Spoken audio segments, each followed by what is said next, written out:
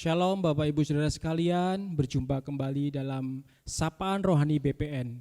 Mari saat ini kita siapkan hati kita mau memuji Tuhan, kita mau bersuka cita bagi Tuhan, sebab sungai sukacitamu mengalir dalamku. Mari kita pujikan sungai sukacita Tuhan. Sungai sukacitamu mengalir dalamku. Yes, anggur sukacitamu melimpah dalamku.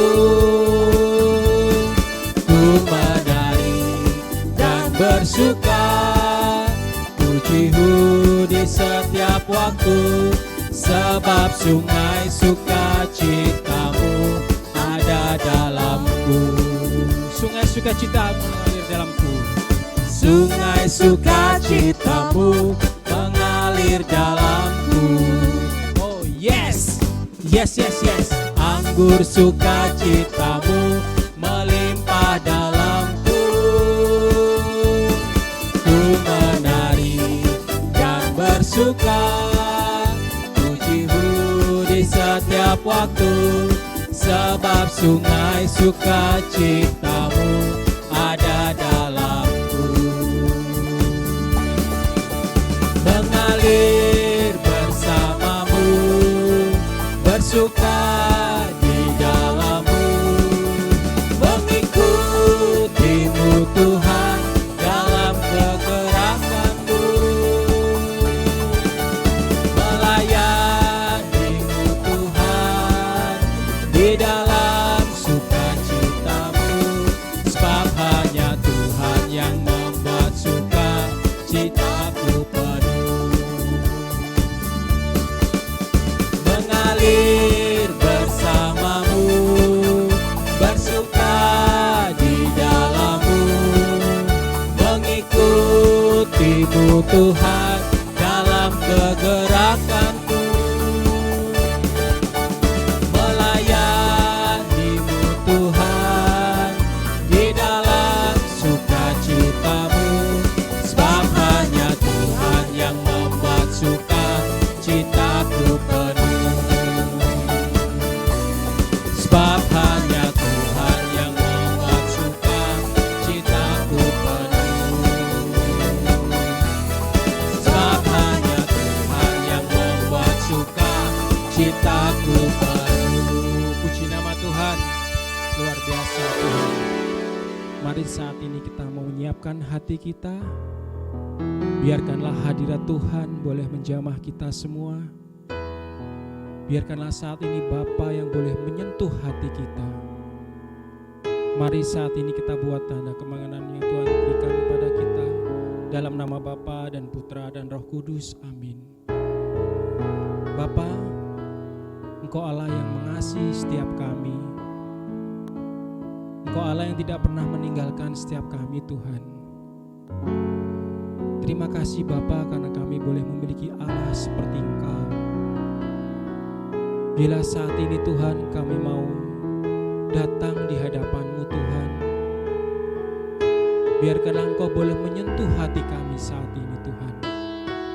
Kami mau membuka hati kami dan biarkanlah hadirat-Mu nyata dalam hidup kami. Bapa, sentuhlah setiap kami saat ini Tuhan.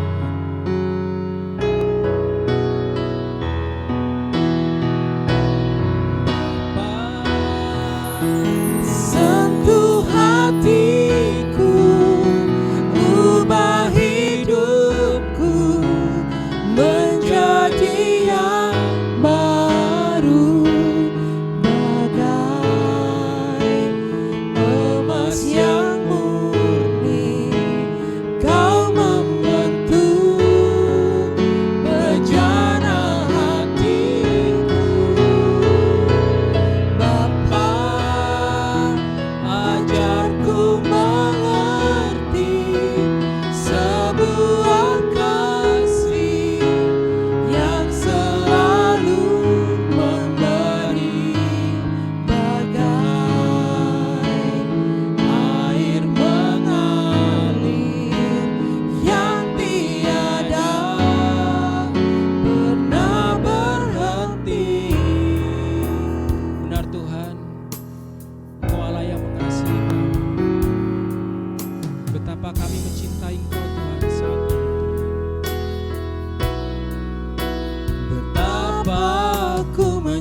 cintai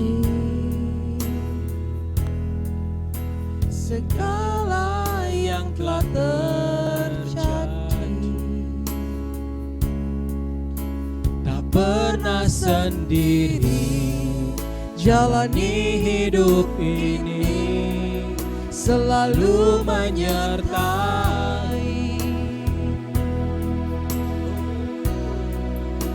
Betapa ku menyadari di dalam hidupku ini Kau selalu memberi rancangan terbaik. Oleh karena kasih, Sentuh hati kami Tuhan saat ini, sentuh hati kami. Bapa, sentuh hatiku, ubah hidupku menjadi yang baru, bagai emas yang murni.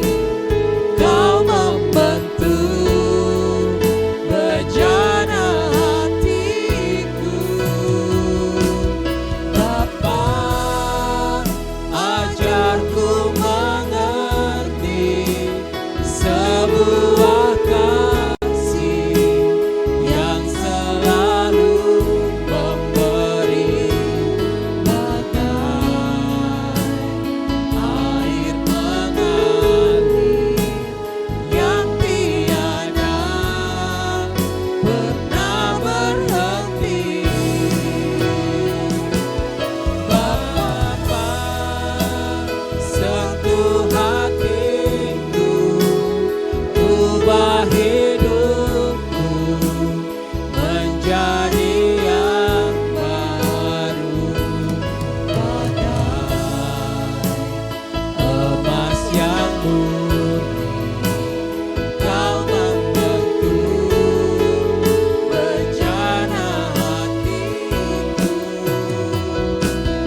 Bapa, ajarku mengerti sebuah kasih yang selalu memberi, bagai air mengalir yang tiada pernah berhenti, bagai air mengalir yang tiada pernah berhenti, bagai air mengalir yang tiada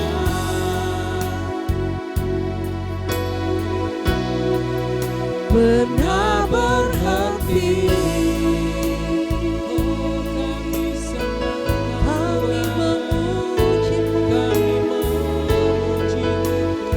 untuk setiap kebaikan.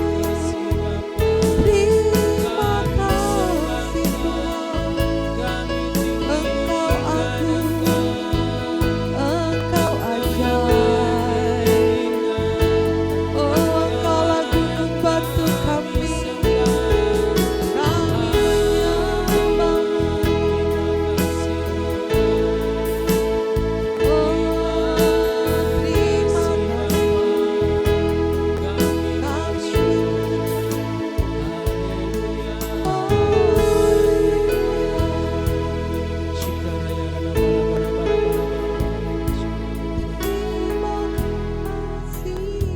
Benar Tuhan, kasih-Mu selalu melingkupi kami Tuhan. Biarkanlah setiap hari hati kami selalu diperbaharui, agar kami semakin hari semakin serupa dengan Engkau Tuhan. Saat ini kami akan mendengarkan firman-Mu Tuhan melalui Bapak Ivo. Kiranya Engkau boleh berkati beliau Biarkanlah Engkau curahkan Roh Kudus-Mu sendiri Tuhan. Biarkanlah Engkau sendiri yang boleh berbicara melalui Bapak Ivo.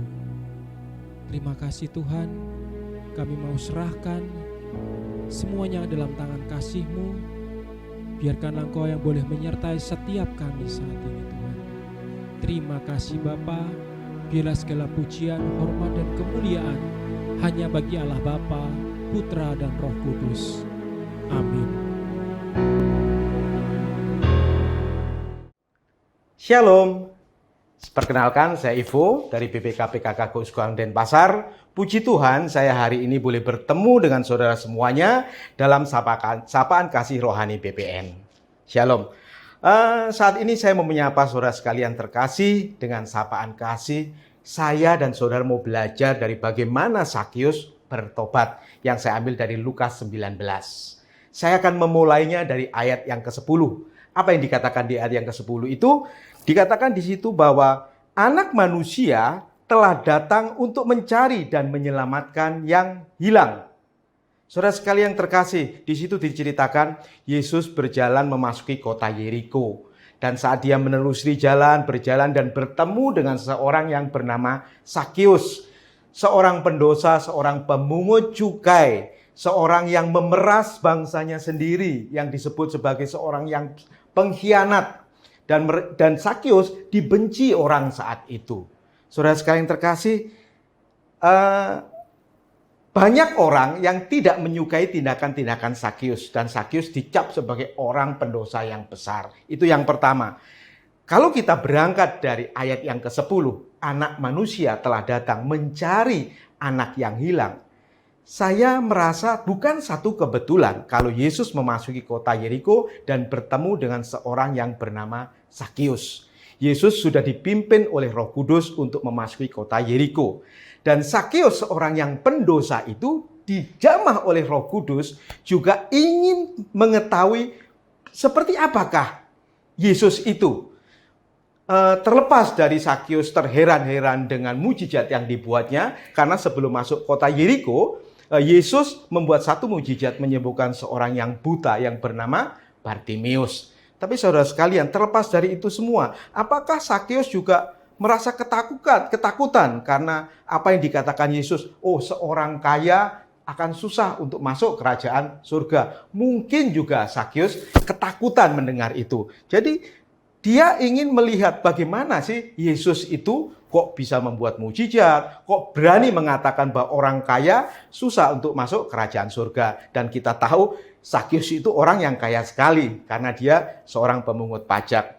Namun saudara sekalian, dari kejadian itu, dari Yesus masuk kota Yeriko, dari Sakius yang ingin melihat seperti apakah Yesus itu, kita semua percaya bahwa mereka semua ada gerakan Roh Kudus yang dipertemukan. Mari kita lihat apa tindakan daripada Sakius. Ia berlari menuju paling depan untuk melihat, supaya bisa melihat bagaimanakah wajah Yesus itu. Saudara sekalian, kalau saya bayangkan, saat itu Yesus bersama rombongan banyak orang yang kurang lebih 5.000 orang laki-laki, belum anak-anak dan wanita.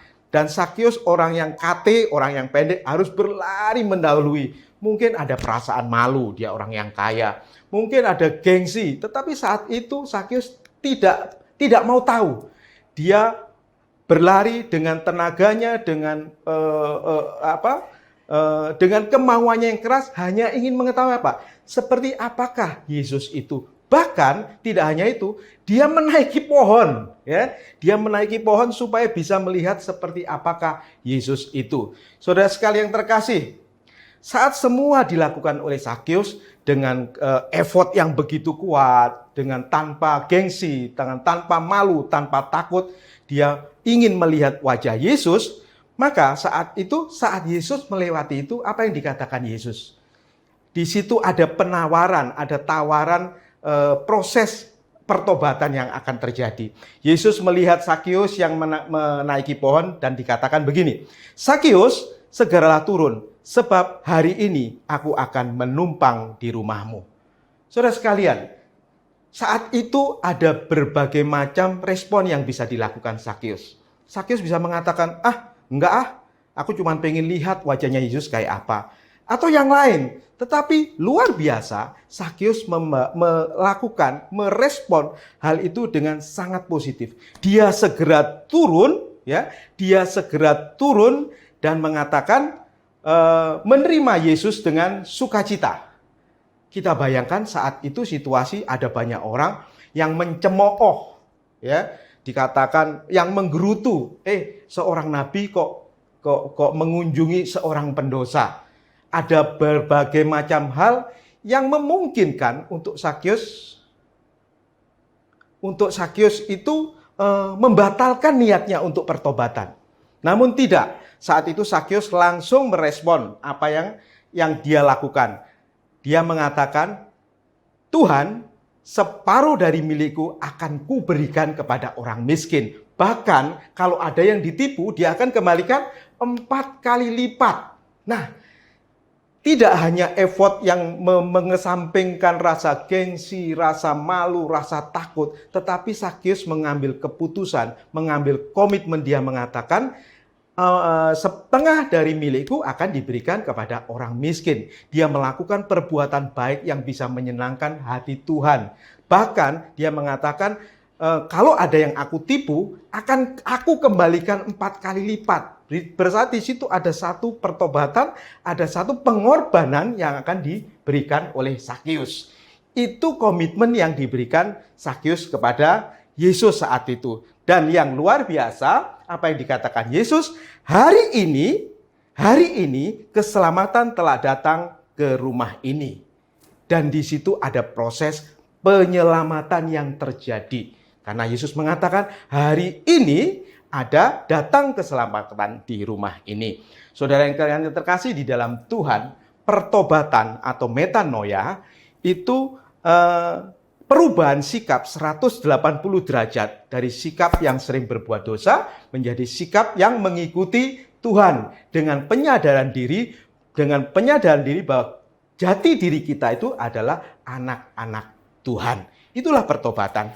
Maka saudara sekalian yang terkasih di dalam Tuhan Yesus Kristus, di masa Advent ini, di masa saat kita menantikan kehadiran Tuhan Yesus nanti di Natal yang akan kita rayakan, apakah saya dan saudara berani mengambil sikap seperti Sakeus? Saat ini Tuhan Yesus sedang mengadakan perjalanan ke Yeriko, ke tempat kita masing-masing.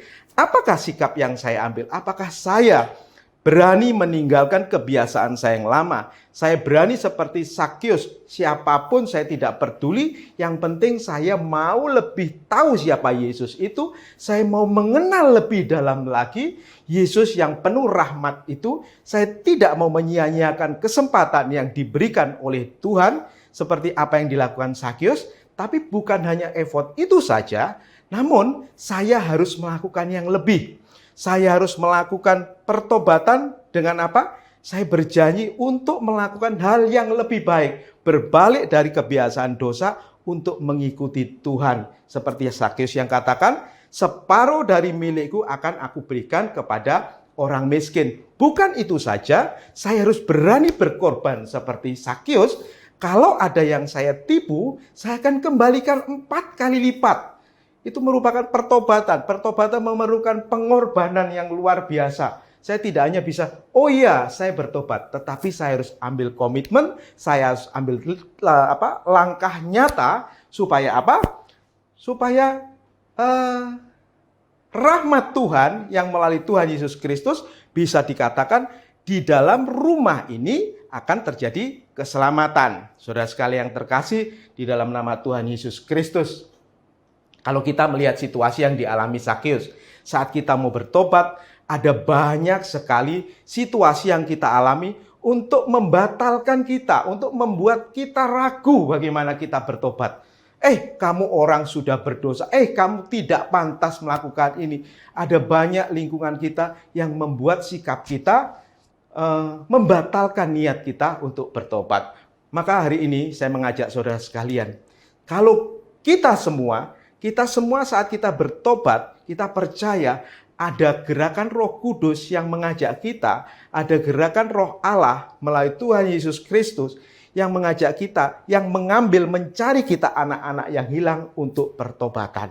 Nah, apakah sikap yang saya harus ambil? Saya harus ambil komitmen, saya harus ambil keputusan, saya harus melangkah dan berani dengan mengesampingkan segala hal yang membuat saya membatalkan pertobatan itu.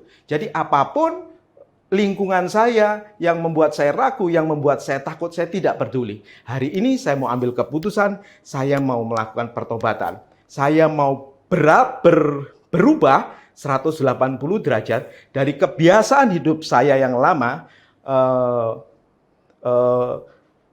hidup di dalam dosa. Saya harus memulai lagi hidup di dalam Tuhan. Tidak hanya itu saja, saat saya ambil komitmen, saya harus melakukan komitmen saya dengan benar dan saya harus berani berkorban. Seperti yang dikatakan Zakeus, saya akan mengembalikan 4 kali lipat. Berkorban untuk apa? Berkorban untuk melakukan pekerjaan-pekerjaan Tuhan.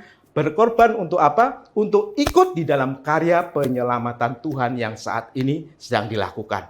Melalui apa? Mungkin melalui pelayanan kita, melalui kemampuan-kemampuan yang sudah diberikan Tuhan kepada kita. Saudara sekalian terkasih, berbalik melakukan perbuatan-perbuatan baik untuk menyenangkan hati Tuhan. Saat ini saatnya kita di dalam masa Advent ini melakukan hal itu. Supaya apa? Supaya sampai dikatakan oleh Yesus, hari ini ada keselamatan di rumah ini. Saudara sekalian, di masa Advent ini, mari kita ambil keputusan, kita berbalik dari perbuatan-perbuatan dosa untuk mengikuti Tuhan dengan berkomitmen melakukan hal-hal yang menyenangkan hati Tuhan dan berani berkorban untuk ikut serta di dalam karya penyelamatan Tuhan Yesus Kristus. Mari kita tundukkan kepala, kita mau berdoa. Bapa yang penuh kasih, kekal dan kuasa, kami bersyukur Engkau sudah memberikan kami kesempatan untuk berbicara tentang pertobatan Zakeus. Tuhan, kami mau ambil keputusan, kami mau ambil komitmen Tuhan untuk hidup benar di hadapan-Mu, untuk berbalik 180 derajat dari kebiasaan dosa-dosa kami dan mengikuti Tuhan. Sehingga sampai saat Yesus bisa mengatakan, di rumah ini akan terjadi keselamatan bagi kami semua. Terima kasih Tuhan, kami berdoa bersama Bunda Maria, dalam nama Yesus Kristus Tuhan dan Juru Selamat kami, kini dan sepanjang segala masa. Amin. Dalam nama Bapa dan Putra dan Roh Kudus. Amin. Tuhan memberkati. Bapak Ibu Saudara sekalian, kita sudah di penghujung acara pada hari ini.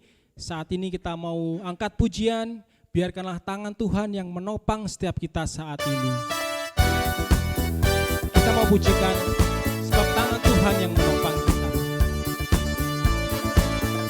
Tuhan menetapkan langkah-langkah orang yang hidupnya berkenan kepadanya.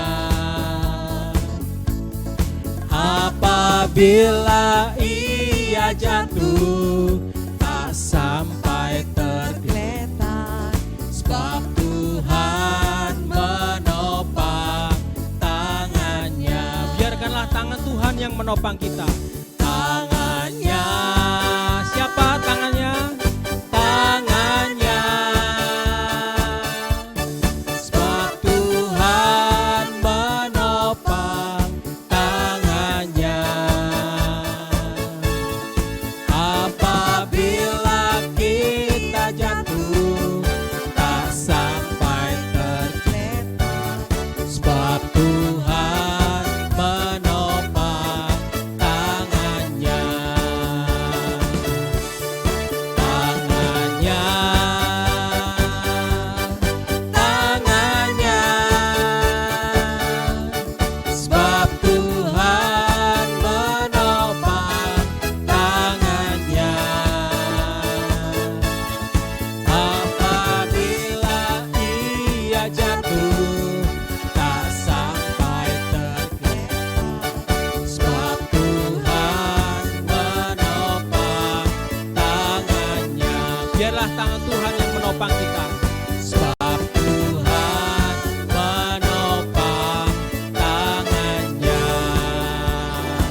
Puji nama Tuhan, terima kasih. Sampai bertemu di Sapaan Rohani BPN selanjutnya.